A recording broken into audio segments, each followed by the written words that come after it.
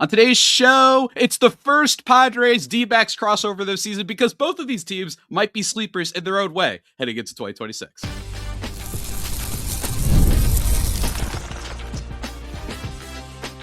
You are Locked On Padres, your daily San Diego Padres podcast. Part of the Locked On Podcast Network, your team every day. Greetings, ladies and gentlemen. I am one of your hosts with sometimes the most Javier Reyes, and I'm being joined by the host of Locked On Diamondbacks, Mr. Daynen Biggs, to hello.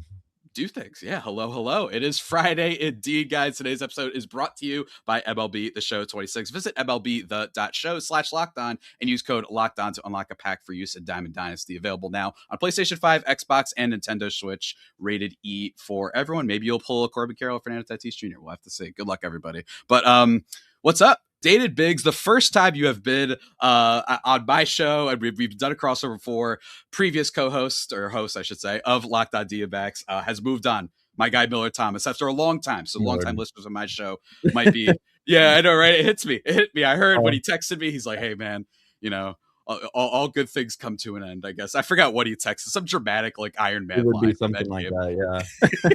Something super dramatic. But, dude, how you doing on this fun Friday? I like to call it whenever I have a crossover on Friday. Dude, it's a pretty fun Friday. I think so. Yeah, spring training just about wrapping up. We're in the last week now. Yeah. And and the regular season just around the corner. The World Baseball Classic has wrapped up. My Eduardo Rodriguez and my Eugenio Suarez killing it against Team USA. I felt weird cheering against Team USA. I didn't think I would. I was cheering against them with Dominican Republic because of how many of our guys were on there. But I was like, well, I'm definitely rooting for USA now. But I don't know. Watching the game, I was like, I don't know. Venezuela's got to take this. So I was pretty happy with how that went. Absolutely. Look, I don't care what people call me un-American. Yeah, guess what? I like it when teams win for the first time. It's really fun. And it was really fun seeing that energy. Do I feel a little bit bitter that Luis Reyes stepped up really big in this tournament? Slightly, but I'm actually expecting him to have a better year. And shout out to Mason Miller because he wasn't used and was going viral right now for ripping off the silver medal immediately. So Padres and D-backs players both having, and former for both teams, having a big tournament. Love the tournament a lot. And it really tied us over, I think, until the start of opening day, which we are 8 days away from at the time of this recording. So I messed that up. We're actually recording this on a Wednesday, but this is Friday's episode, guys. And there's a lot of questions, I think, for both teams, as there always is, because the NL West, Daynen, I find to be a division that is the only one that consistently tries in Major League Baseball, apparently, because you've got the NL Central, you've got the AL Central, you've got the AL West to a degree, with the Oakland A's being, or Sacramento A's, whatever you want to call them, being kind of the poster child of it. We don't say that. We don't say that around here. Yeah. No, Oh no! I didn't know. Another reveal. But look, this is a division that has been wild for a while, and the Wild West moniker type of play on words that people like doing, it is true. But last year, it was only true for like a month, right? So we're going to talk about that today and just talk about like what to expect for both teams. But let's just talk about the current vibes, man. Like, what is the temperature check for the D-backs? Because I have so many questions about this team, because it has been one of those teams that has been hard to predict for most years that I've been doing the show, with the exception of like 21 and 22. They were kind of rebuilding. And then last year, what happens? Everything kind of falls apart. I remember the FanDuel betting line at 85 wins. I thought that was a huge over. They get Corbin Burns, but then they won 89 games the year before that. They made the World Series before that. So it's been, again, the Padres obviously make a lot of news, but the Diamondbacks aren't so far behind in that regard. Yeah, no, the Diamondbacks are a weird team, because when you expect them to do really well, which is rare, usually they're kind of the underdog team. But like last season, it was like, okay, well, they got Corbin Burns. They got this really super stacked lineup and rotation. Oh, man, they're going to do so great. They're going to give the Dodgers a run for their money. And then they didn't even make the playoffs. And so that makes me excited for this upcoming season, because this upcoming season, the odds are stacked against them, and the FanDuel rate, everything is less, and so the Diamondbacks seem to be that kind of team that play with it best with the chip on their shoulder, and and 2023, nobody expected anything of them. 2024, they improved on the season, though they didn't make the playoffs. And then 2026, that's kind of the vibe going into the season is, okay, nobody's really expecting much from us again. All of our, a handful of our best players are still out on injury. They'll come back in the middle of the season, but people aren't expecting us to do anything at the beginning of the season. So let's go and let's make some noise. And the real test of that is, opening day against against the Dodgers in LA. Yeah. I'm cautiously optimistic that's going to go well, but honestly, they win one game in that series, I'll be happy. That's how we all feel when playing against the Dodgers. Yeah. And this is also D-backs team that was they kind of ran the table when it came to the trade deadline last year, right? With Eugenio Suarez, with Josh Naylor, with a couple other guys that I'm blanking on right now. Like, this is a team that had a lot of depth last year. And at least in terms of the lineup, that was not the problem. This isn't like some other teams where their strength went away, and that's why, like, the Cleveland Guardians bullpen was slightly less good last year, and they once again don't bother trying, and they don't sign anyone to help Jose Reyes. But with the Diamondbacks, this was the sixth best offense, at least just in terms of runs scored, and plenty of other metrics. In WRC plus, they were eighth, and I think they've been one of the most quietly proficient offensive teams. I know they made headlines because they made the World Series. They beat Philadelphia after Philadelphia crowned themselves the king of the country, right? And then they made the World Series. I say that because I'm hoping one of my best friends is watching. He spent $1,400 going to both games 5 or game 6 and 7 just to see them lose. Oh yeah, he was miserable. It was a tough time for my guy. But the D-backs are just consistently underrated with that offense. But do you think, like, what is exactly the outlook in terms of some of the guys that are injured in that lineup? Because I know that Corbin Carroll suffered an injury maybe a month ago or so. So what's kind of the temperature check on that? Yeah, offense, the temperature is still nice and hot, I guess you'd say. Okay. Okay.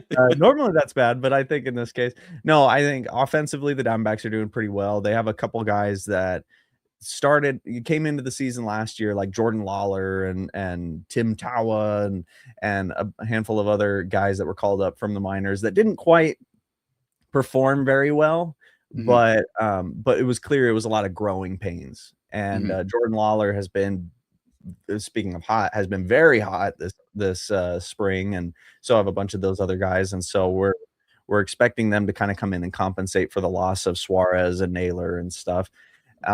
And we still have everybody that we have. Corbin Carroll's back, playing in spring training, doing pretty well. And it's going to take him a little bit to kind of get back to his full skill level that he was at last season, but it won't take too long. He's recovering really well.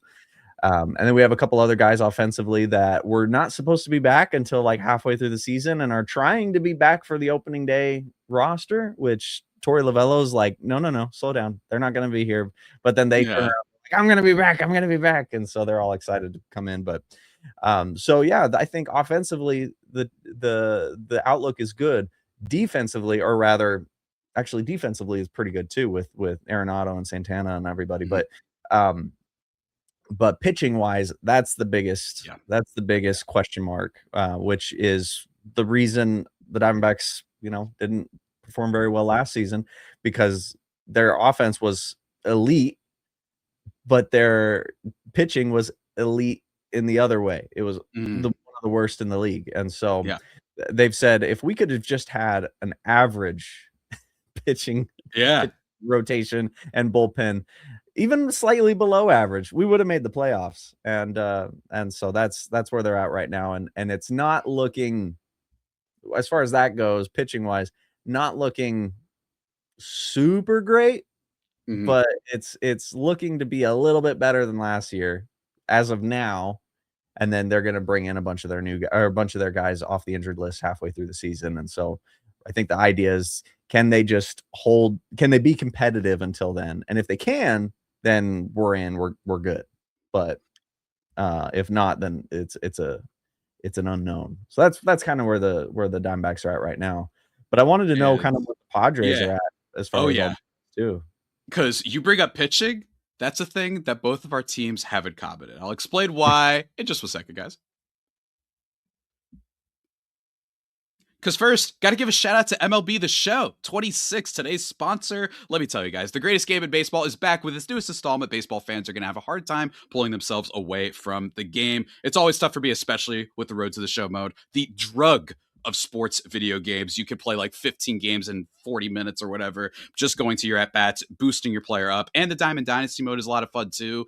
Stay tuned to the end of the ad for a nice update on that. But also career franchises, things. They just have kind of like every mode you can ask for. It's an all-in-one package. And as a big PlayStation fan, I've been a fan of the series since back when it was only available for PlayStation. But guess what?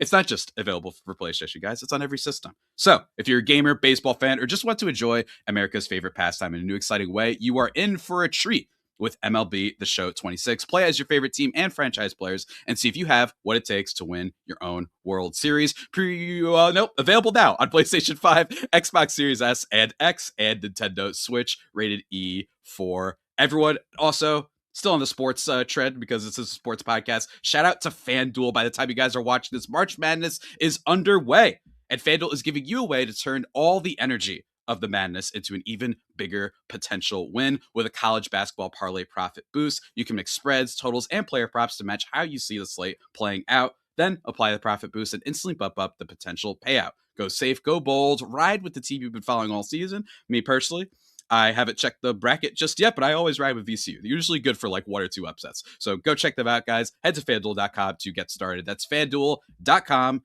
FanDuel, play your game. Again, go check it out.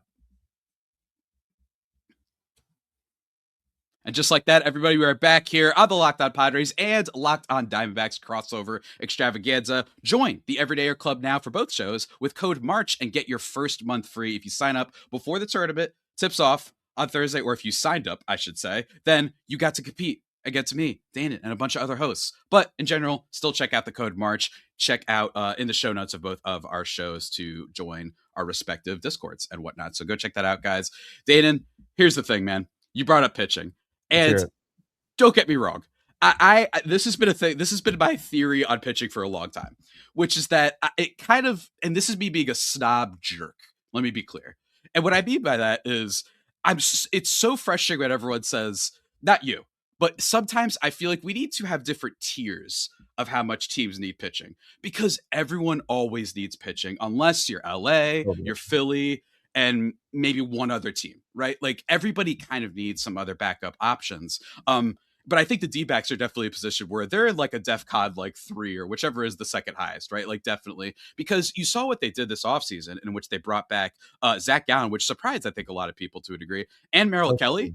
Yeah. And then you look at the rest of this rotation, maybe Eduardo Rodriguez after, fueling his country to victory. Riding the vibes, man. Let's ride the vibes. Maybe it could be helpful. I'm waiting for someone to put out like any sort of like number, like kind of article on whether or not players that participated in WBC have a boost, maybe for however long. I don't know. But the Padres are one of those teams where it's not the talent with their starting pitching, but it's the health. And I know that that's such an easy cop out for a lot of times, but Joe Musgrove already expected to go on the IL. I forgot if it was official or not. And we don't know how long that's going to be. Yeah. So that's considering he had like 17 months off, basically, right? This is a guy who, don't get me wrong, he doesn't throw as hard as some other guys. I think when healthy, he could still be good. The Padres have Walker Buehler on their roster. You've seen the loss in velocity has hurt someone like him a lot more, but that's not something that Musgrove needs. And so it makes it even more concerning that he's already out with being injured, despite them downplaying it upon the initial announcement. And then you've got Michael King, who was a little bit banged up last year. And then the rest of the rotation gets a little bit more interesting. Is Nick Pivetta going to regress? Are they going to get anything out of Walker Buehler and Herman Marquez and Tristan McKenzie and Matt Waldschmidt and a lot of names that are sounding a little bit like yesteryear, right? But I think that that's kind of where both teams are. The Diamondbacks are in a position where they have these two nice free agents that you don't feel necessarily amazing about being playoff caliber starters, but they're solid starters. While the Padres have definitely some playoff caliber starters, but they have injuries to worry about, right? And I think that's going to dictate a lot of things.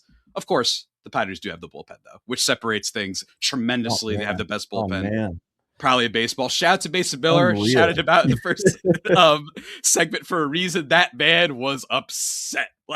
Like, oh my goodness. But when it comes to both of these teams, man, like because of the pitching question, I'm just really scared of the NL West this year, whether it be the D-backs, obviously the Dodgers, but whether it be the D-backs or the Giants.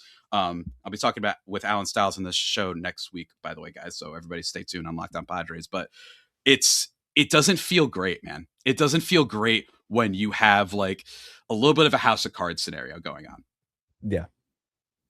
And I don't know whether or not they can fix that because unlike the Diamondbacks, a little bit more depth on their roster, where if things go wrong, if there's an injury, I could see things picking up and they at least have a little bit more of a farm system to play with, at least as far as I've been following. Yeah, no, the thing with the Diamondbacks, and I've been saying this all off season, is they're like, the Diamondbacks need pitching, but they don't need pitching in the same way that other teams need pitching, which is, we need some pitchers so we can add some depth. Now, the Diamondbacks need pitchers so that they can have a full rotation, so they can have a bullpen. Like if they don't, it's either they need pitching so they're not just throwing their minor league guys out there to headline the bullpen. That's what the problem has always been. Right now, as of now, I think the Diamondbacks are in a much better spot than they were for the majority of the postseason. But you know, they didn't sign Edwin Diaz. They didn't sign Framber Valdez. They didn't sign any of these big free agents that I think we were kind of hoping they would at the end of the last season. And instead, they're kind of playing it scrappy. They're signing a lot of guys to minor league contracts, and they're bringing in a lot of people that kind of are considered, you know, either has-beens or they're people who are coming off of long-term injuries and things like that. And they're giving them a shot in spring, but they're not, I don't know, they're not blowing anybody away. There's a few outliers. John Loaisiga from the Yankees, he's proven to be pretty effective. Though he's constantly battling injury, so I don't know. I mean, I guess if he can stay in the bullpen for a couple months, I guess that's something. But the Diamondbacks don't really have the money to be able to throw at a ton of guys, and so they're having to play kind of scrappy. And the game they're playing, it's a good game. Like, they're playing it well. The thing that I'm saying as well, though, is that the Diamondbacks are playing a game, and most other teams, by the way, are playing a game on and off the field, and every team plays the same game on the field, but not every team plays the same game off the field. The Dodgers, for example, and we can harp on the Dodgers all we want, but the Dodgers are playing a different game off the field.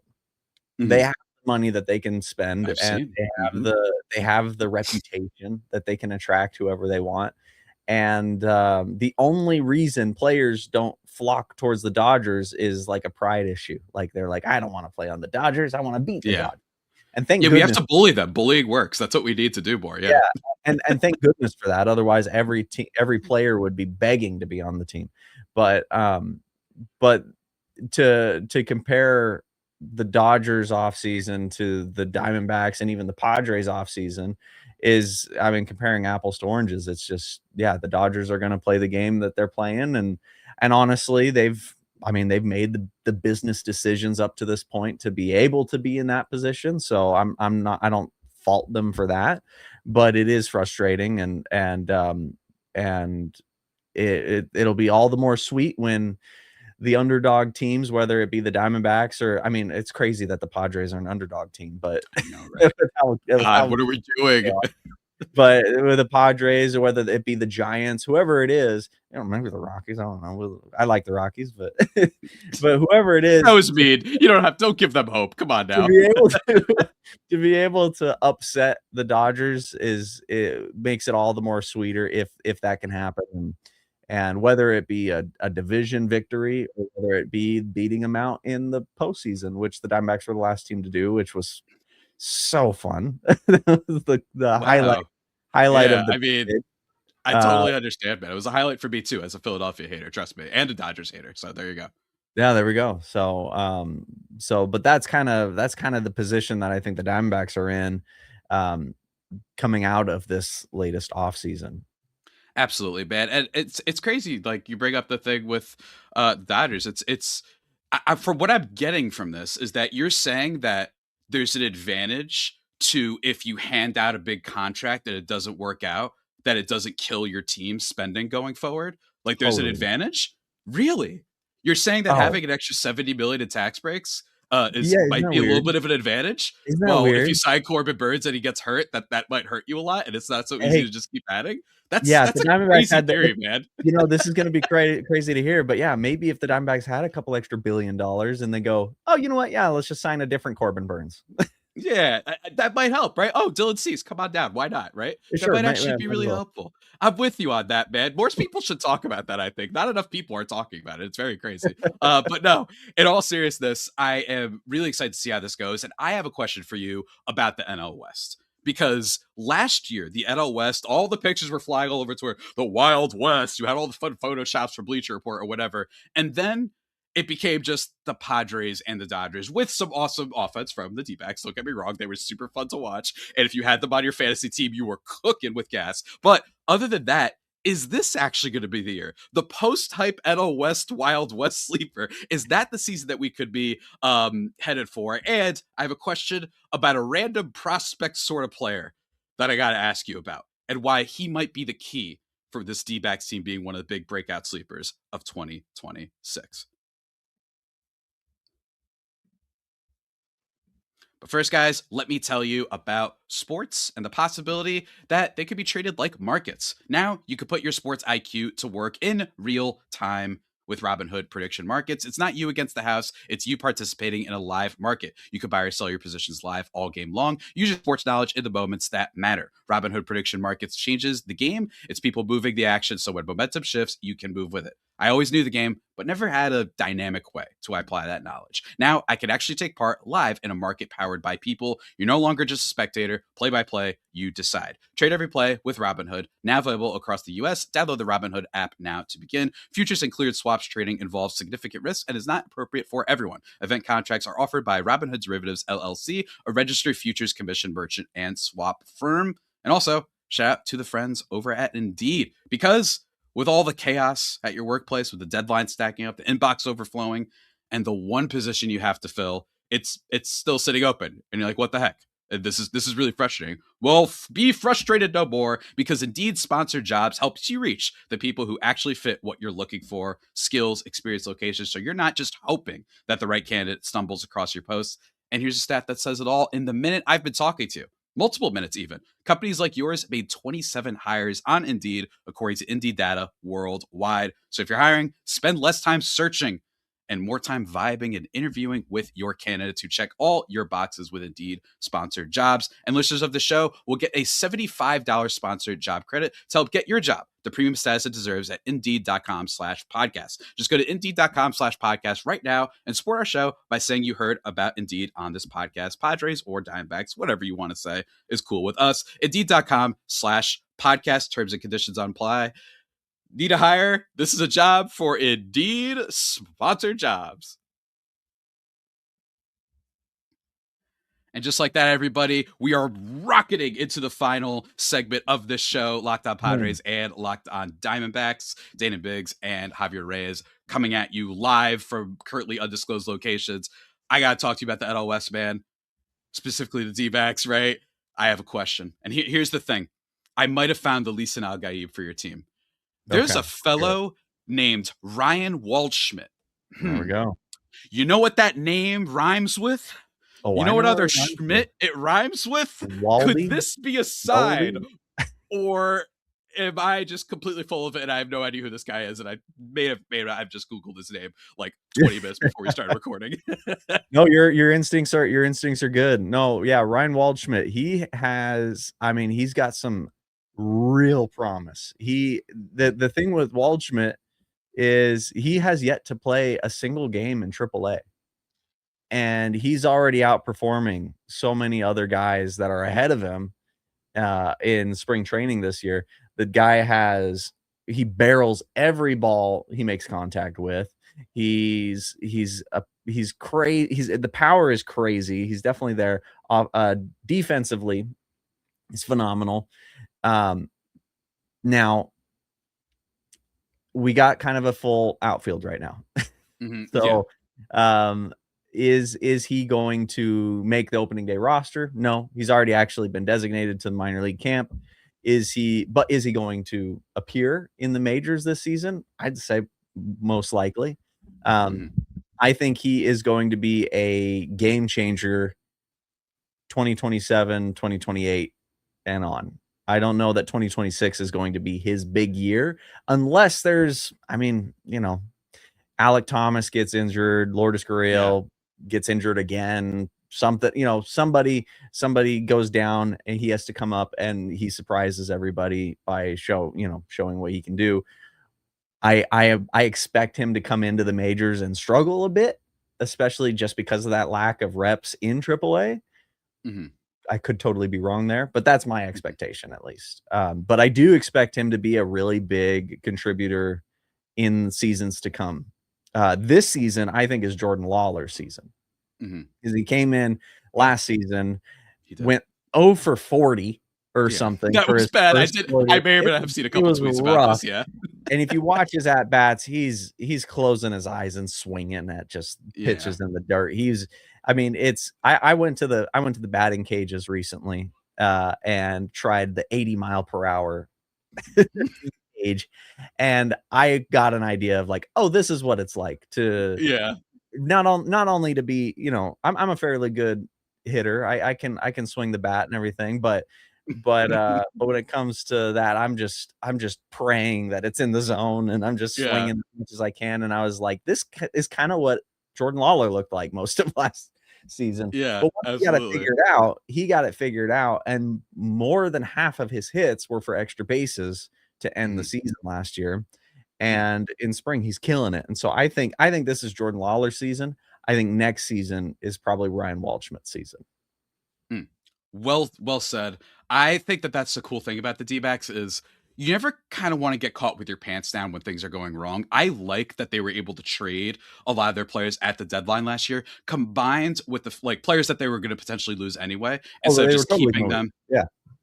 Instead of just keeping them. So you were able to do a soft reset while still having good talent that's already proven, i.e. Corbin Carroll. You have the Geraldo Perdomo breakout, from last season, all that sort of stuff. And then you also have Lawler, you have Waldschmidt, you have these other young guys like lottery tickets, for lack of a better term. And again, you've probably noticed this just covering baseball. One of my favorite things is people love hyping up prospects for years, and if they're not good immediately, it's over, right? If everybody's not Aaron Judge or Fernando Tatis Jr. or Corbin Carroll, honestly, Carroll was he spoiled us a little bit. Yeah, then everyone's like they lose their minds. You know what I mean? They lose their minds, and that's just not the right way to build a team. But it does happen. I will say though, as well, this year, I'm just starting to wonder, if this could be the best version of the NL West. What is kind of your vibe on the entire division? And if you have any questions up the Padres, feel free. I did know it's just worth pointing out there. D-backs on FanDuel, 79.5 wins, and the Padres are sitting at 83.5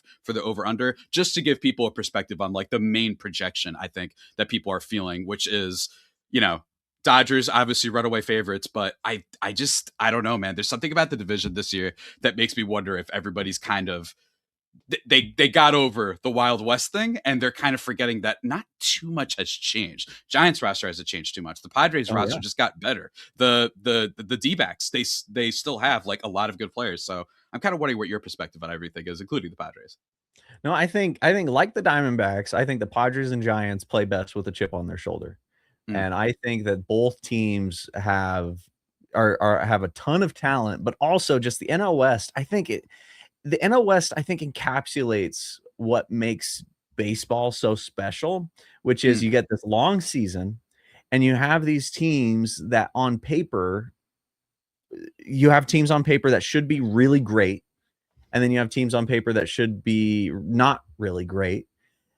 And that kind of doesn't mean anything. It kind of gets thrown out the window. I mean, the Dodgers, up until the last 2 years, should have won the World Series every year for the last 10 years. And they didn't. It took a shortened 2020 season for them to finally crack that World Series win, even though they were the favorites every year for a decade. I appreciate the sneak test, by the way. I really appreciate it. and then the Mickey Mouse here. Anyway, and then you just have teams that shouldn't really make that much noise. Like in 2023, the 2 World Series teams were wild card teams that nobody expected anything from.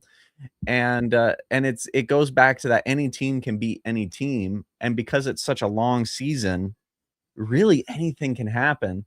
And it's such a momentum thing. And I think that out of all the divisions in the league, the NL West division has 4 teams that, or 3 teams, I guess, that really just kind of capture that the importance of momentum and heart. I mean, that sounds a little cheesy, but I think the heart of baseball, you get that in the Padres and Diamondbacks and Giants.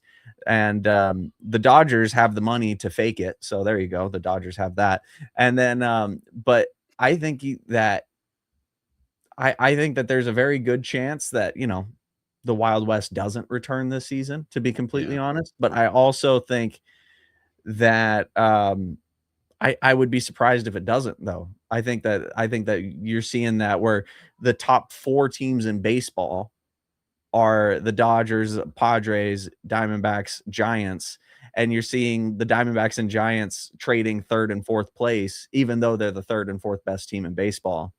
It's just it's that's what happened last season, and I absolutely wouldn't be surprised if that's what happens this season, just because of that drive that all 3 of those teams have. That I don't know. I'm not as close to all the other teams, but looking at the numbers and the records and everything, I don't see that from those teams as much. Absolutely, man. I feel that. And I think that with all these teams, look, it's funny. It actually reminds me a little bit about I think it was 2021, whenever Robbie Ray, your former boy, won the Cy Young, and the Blue Jays had like a 3rd place MVP candidate and didn't make the playoffs. That was the AL East. So I know that I was talking crap about other teams not trying. The AL East does a lot. Obviously, they do have the Yankees in it.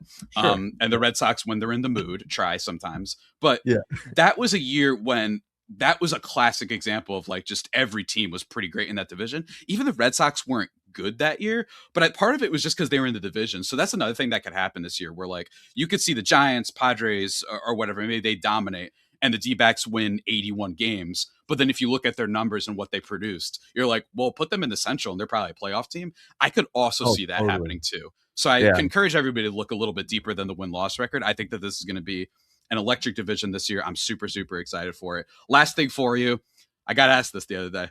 Fantasy baseball, let's say it's categories. Tatis or Carroll? This is like such a great question. I genuinely don't know which direction to go into. I lead Carroll a little bit because I believe that he runs a tad bit more than Tatis sometimes does. Did he have 40 steals? Let me just check real quick. He's had 32. Yeah. He's had at least 30 steals in multiple seasons. Tatis theoretically might have a little bit more on base power numbers, but it's kind of theoretical. I think this is just such a fun one. I don't know, but feel free if you want to go Homer, absolutely do it. Yeah, no, I gotta go with Carroll, obviously. Yeah. I think that is a really close, right? It's like really funny how close it is. I know it was between the 2 of them for Gold Glove, and it ended up going with Tatis. I think, but I don't know. I think maybe last season it was close. I wouldn't be surprised if this season we see one of them kind of go from the other, and maybe the one that stays behind is the one that tried to run on Aaron Judge in a shallow base hit in the right field. I don't know. But he was a wild boy for that one. That was a little weird, but whatever. And so, no, I gotta go Carroll though. I think I'm with you on this. For everybody who's not a fantasy baseball sicko, I think Tatis, better batting average, better on base skills, little bit easier to find that in fantasy baseball. You can find guys that give you those numbers. Steals are a lot harder, and Carroll has always consistently been a menace on the base pass. I mean, he stole 54 bags in what was ostensibly his rookie year. Then he had 35, then 32. Tatis, on the other hand, he's like a 30 steal guy, but I just think that the guarantee of the steals is a little bit better. But if you want to be a little bit risky, wouldn't it shock me if Tatis is able to return to his let's say not MVP form, but his offensive MVP form? So that wouldn't surprise me. But I can see that. Yeah. Dated, whatever happens. We will see what happens at NL West. Feel free, everybody, to subscribe to both channels. Email both, whatever you guys want to do. Check out the show notes for the Everydayer Club, and check out Dated's podcast every day next week. We are almost there. The World Baseball Classic was a great distraction. I'm telling you, I told everybody. This is the best part about it. It's just no one cares about spring training. Stop pretending you guys care about spring training. You don't. All right, no, nobody does. I mean, I do because I have to. Same with you. But in general, we're almost there, man. I cannot wait. I forgot when these two teams play for the first time. I probably should check that. Well, they're playing in Mexico. That I know. Yeah, in the regular season, though. I'm not sure when we play you guys because we get Detroit to start the year. We play you guys for the first time, it looks like, in late April. Is that the Mexico series? It might be. Right? Yeah. I forgot about the Mexico series before then, too, but I guess not. And thank you for the reminder. The final score of that one might be 16-10. Like, this might be awesome. I cannot wait. For those who don't know, the Mexico City series, the last time they played at their Padres and Giants, the offense just did not stop. And with a D-backs team, oh my God, that might just be, it might be fantasy baseball palooza. Draft Padres and D-backs players just for that Mexico City series alone, man. I'm telling you, it's going to be a blast. But everybody go check out Daynen's stuff. With that all being said, that about does it for today's edition of the Locked On Padres podcast, the only pod that may be better than the Padres themselves and Locked On Diamondbacks. Stay delightful, my Diamondbacks brethren. Until next time, take care. Wait, where's the exit? There we go. Take care.